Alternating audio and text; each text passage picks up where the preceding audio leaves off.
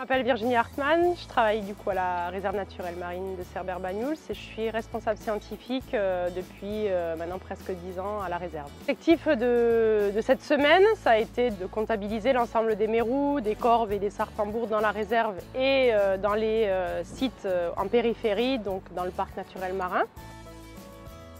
On a du coup deux objectifs dans cette mission, c'est qu'on évalue du coup la quantité de mérous, l'effectif des mérous et des corbes et sartembours entre 30 mètres et 10 mètres en plongée sous-marine, en évoluant en ligne afin de comptabiliser l'ensemble des mérous sur le site qu'on prospecte. Et après on a une équipe, plusieurs équipes en apnée qui prospectent la zone 0-10 mètres pour essayer de faire les petits fonds et de trouver l'ensemble des mérous et des corbes sous les blocs de roches de petits fonds. On a regroupé l'Université de Perpignan, le Parc naturel marin, la réserve, l'association du groupe d'études du Mérou aussi avec des bénévoles qui sont venus et également des usagers, des chasseurs apnéistes qui sont venus se joindre à nous pour compléter l'équipe un petit peu apnée.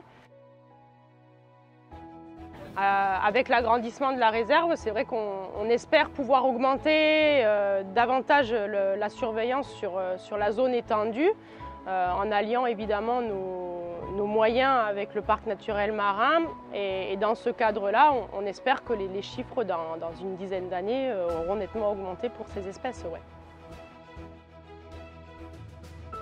Le parc, toute l'année, on fait aussi des comptages en dehors de la réserve pour estimer le nombre de mérous qu'on va avoir.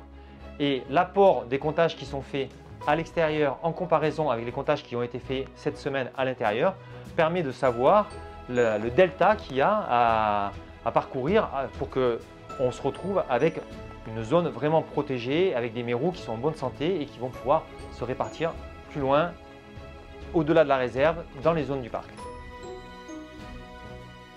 Le reste de l'année, on travaille aussi ensemble avec la réserve dans plein de domaines différents, mais qui permettent d'améliorer la connaissance et de pouvoir mieux définir des outils de gestion et des modalités de gestion communes, que ce soit pour la pêche, pour la plongée, pour toutes les activités en fait.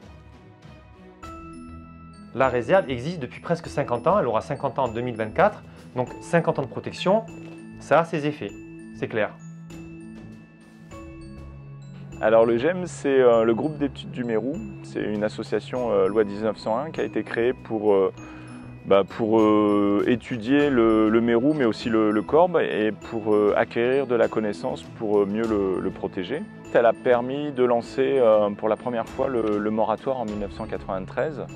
Le moratoire, c'est-à-dire une protection sur l'ensemble du littoral de la Méditerranée, parce que les mérous allaient complètement disparaître de nos côtes. Et depuis 2001, on a vraiment une fréquence d'intervention tous les 3 ans pour suivre l'évolution de ces effectifs.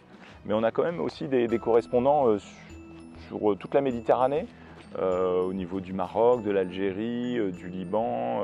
Rien qu'au vu des premiers résultats des 2-3 premiers jours, on va certainement dépasser les 613 individus qu'on avait eus en 2020. Donc on a bon espoir de dépasser ce chiffre. Où est-ce qu'on en a plus? Est-ce que c'est dans la réserve intégrale, dans la réserve partielle? Est-ce que la réserve intégrale est saturée ou est-ce qu'elle est en capacité d'accueillir encore plus d'individus? Donc voilà, tout ça, on va le découvrir petit à petit en analysant les résultats. C'est vrai qu'on a souvent tendance à nous interroger sur comment est la Méditerranée, est-ce que c'est pas la mer la plus polluée, est-ce que elle n'est pas en déclin? Là, on a un peu l'image inverse, on est plutôt dans une dynamique positive. On voit les effectifs qui augmentent, donc la preuve que la Méditerranée n'est pas morte, au contraire. Et si on met les bonnes actions de gestion et si on maintient ces suivis pour bien suivre dans le temps tout ça, on a de bons espoirs de retrouver des populations en bonne santé et puis un écosystème largement aussi en bonne santé.